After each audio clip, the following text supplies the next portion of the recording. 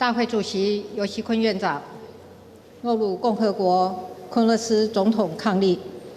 圣克里斯多福及尼维斯联邦莱博总督、圣文森及格瑞纳丁朵根总督、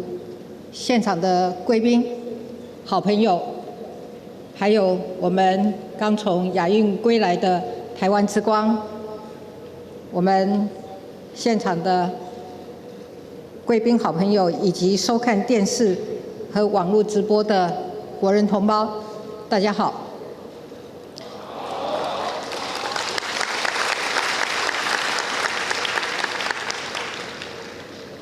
今天是我们中华民国112年的国庆日，阔别3年，我们终于脱下口罩，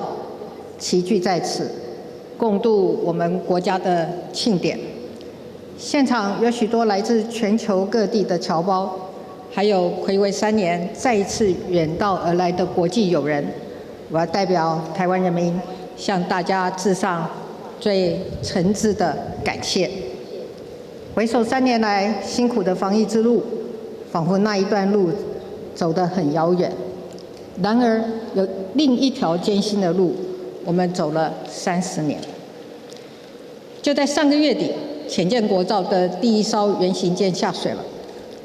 在完成后续的测试之后，这艘海鲲军舰预计在2025年正式服役。潜舰国造是历经30年，不同政党的总统都想实现的梦想。现在我们做到了。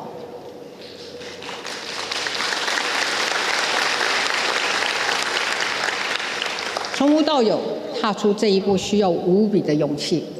要扛住压力，要突破瓶颈，要顶住流言蜚语。只要稍有犹豫，就会失败。但是我们终于做到了，我们的国防自主再跨出了一大步，国军不对称战力再向上提升，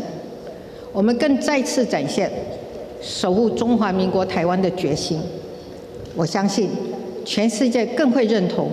海鲲军舰是为了守护区域和平稳定而破浪前行。这正是中华民国立足台湾74年以来，所以可以屹立不摇的精神。面对特殊的国际处境和瞬息万变的挑战，我们不前进就会倒退，不奋进努力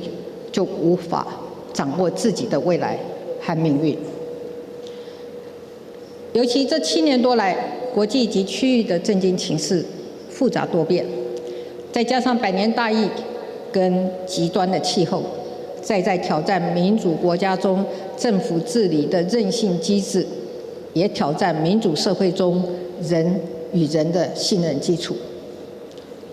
我从未忘记过我对改革的承诺，也深知改革所带来的冲突和阵痛。我要感谢台湾人民，我们总能用团结战胜恐惧，用包容化解仇恨，用民主克服挑战。婚姻平权法案通过已经4年了，我要感谢反对者的包容，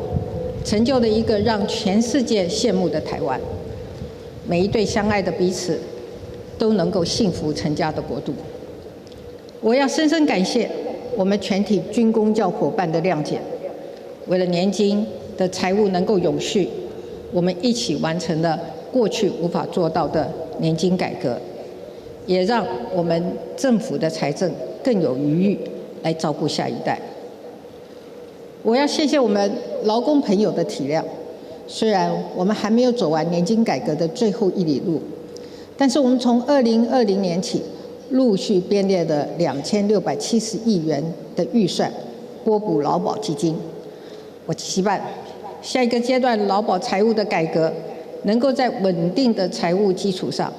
在社会的理性对话中凝聚共识，稳健的来进行。与此同时，我们连续8年调涨基本工资，并以所累积的经验为基础，提出最低工资法草案，送交立法院审议。蔡英文没有忘记要照顾劳工的承诺。前一阵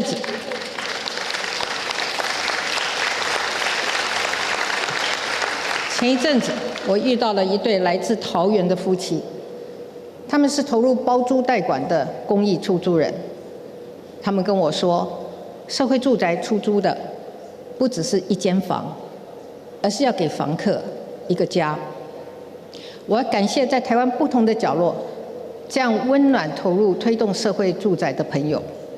7年多来，我们在起步阶段的困难中前进，并且奠定基础。如今，社会住宅运动逐渐的卸下标签，成为社区的正向力量。8年20万户的目标，也将在2024年年底达成。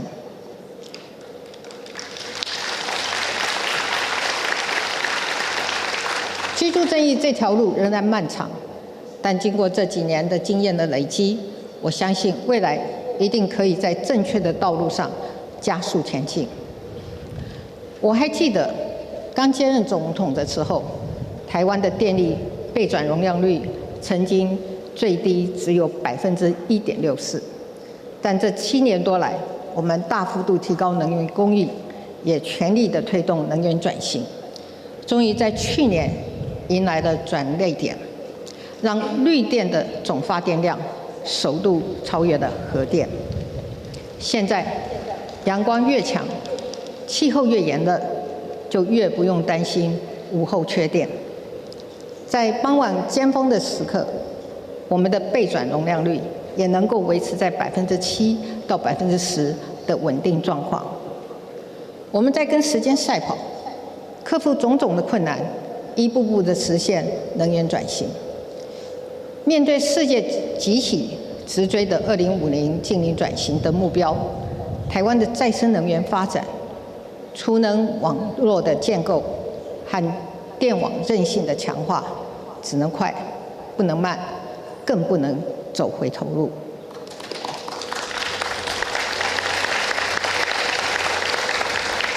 除了推动改革，过去7年多，我们在剧烈变迁的两岸及国际情势中，倾全力发展经济，厚实国力，照顾人民，确保国家安全，稳定两岸情势，并且争取国际的支持。经过全体国人7年多的努力打拼，台湾的经济不仅展现了强大的韧性，更成为驱动全球供应链重组的关键力量。中华民国的国力变强了，我们的 GDP 规模从我上任时的17.5兆大幅成长，今年预计将突破23兆元。而在这几年全球饱受经济停滞以及通膨所苦的局势下，台湾这几年来的平均经济成长力仍然可以维持高于全球平均值，站稳4小龙之首，并且维持相对稳定的物价。同时，我们还保持财政稳健，将连续6年的政府税基剩余跟全民来共享。除了发放消费券来促进消费，也透过像是普发现金、T-Pass、扩大租金补贴等措施，协助大家减轻生活负担。我们更加强平衡城乡发展，加大投资中小企业的产业转型升级。我们也全力推动6大核心战略产业，大力投入基础建设，带动台湾产业完成了典范移转。尤其是强大的科技实力和制造能力，让台湾成为全球供应链重组中不可或缺的关键角色。因此，我们也翻转了过去依赖单一市场的状况，我们对美国的出口金额翻倍成长。而今年6月，我们跟美国完成签署的台美21世纪贸易倡议首批协定，就是率先各国创新观念的全新贸易协定。经过7年多的耕耘，我们对西南向国家的出口贸易也创史上新高。我们也强化与欧洲链接，现在欧盟已经是台湾最大的外资来源。我们用经济实力向全世界证明台湾无可取代的重要性。而从2016年以来，蔡英文政府始终信守承诺，维持现状。我们坚守4个坚持：不挑衅、不冒进，在压力下也不屈服，和全球民主国家深化合作，共同维护区域和平稳定，也为世界贡献良善的力量。对岸因台风而豪雨成灾，我们展现人道关怀；土耳其发生震灾，我们挺进第一线；俄乌战争爆发，我们坚定地与乌克兰站在一起。当然，我们更不会忘记3年疫情期间，民主伙伴相互驰援的那股善的循环。尽管阻挠未曾停歇，但我们没有停下走向世界的脚步。台日友情坚定不移，台美关系坚若磐石。我们的友邦和理念相近的国家，在国际场域中力挺台湾。来自不同的国家的年轻人，在社群上串联 Viva 台湾。台湾的民主成就已经成为世界标杆，台湾的屹立不摇，更无疑是全球民主永续发展以及安全繁荣的最大保证。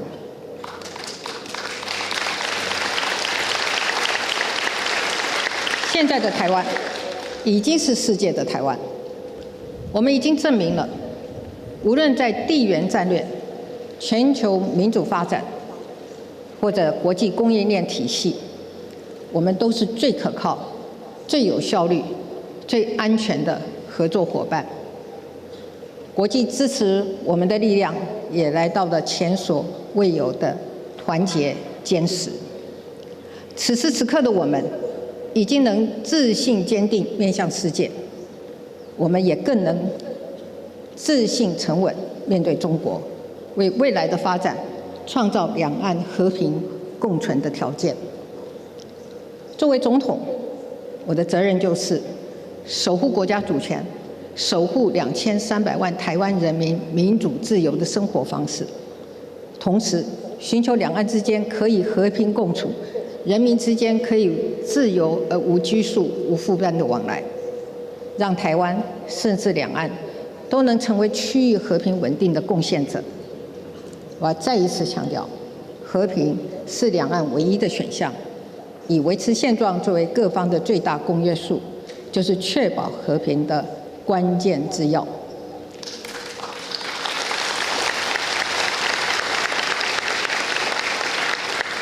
特别是全球都已经体认到，台海的和平稳定是国际社会安全与繁荣不可或缺的要素。任何一方不能片面改变现状，两岸分歧必须透过和平方式解决。因此，我们要持续努力，在确保主权跟民主自由之际，能够在尊重历史事实之下，持续建构和平稳定的两岸关系。今天，许多政党领袖和贵宾都在现场。政党竞争是民主政治的日常，但我们可以齐聚在此，正是台湾难能可贵的民主风景。我衷心期盼，在选举的竞争过后，我们可以放下激情，台湾内部可以寻求更大的共识，众志成城，对外团结一致。我相信，这是我们不分朝野政党对国家的共同责任。我们愿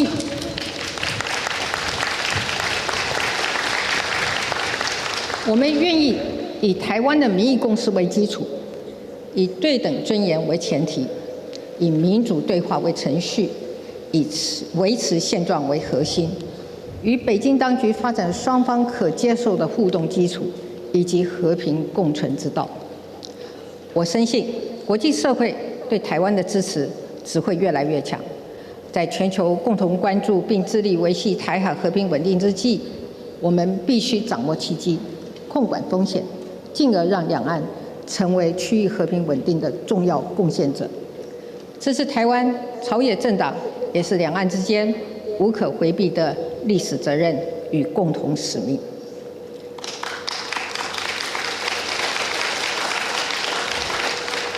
各位国人同胞，无论是65年前的823战役，或是如今面对外部威胁的挑战，我们始终怀抱着不分彼此、同岛一命的信念。如今，中华民国台湾已经成为2300万人民的主流共识。这个共识汇聚了不同族群的历史情感和74年来福祸与共的体认，还更代表我们会为了团结，为了守护国家，为了捍卫民主自由的生活，愿意走进彼此，创造最大的公约数。台湾的民主也因此在无比巨大的内外压力中成长茁壮，从而孕育了更为坚强的韧性。守护台湾的民主，就是守护普世价值的民主。感谢大家的团结一致，我们向全世界点亮了民主台湾。我们会自信地向世人传达，台湾人尊严自主、热情良善。台湾人乐为世界人，也将世世代代做民主人、自由人。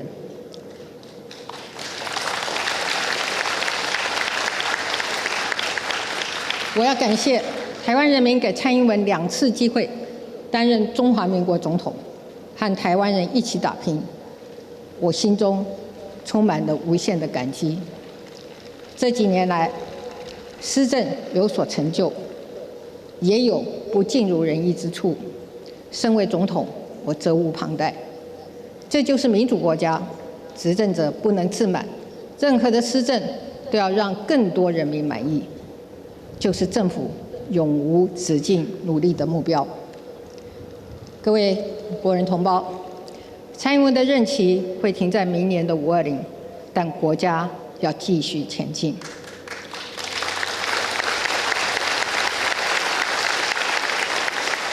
我相信，自信沉稳的台湾一定会继续前进。我们不只要给世界更好的台湾，更要让世界因为民主台湾而更好。台湾加油，中华民国加油！谢谢大家，谢谢。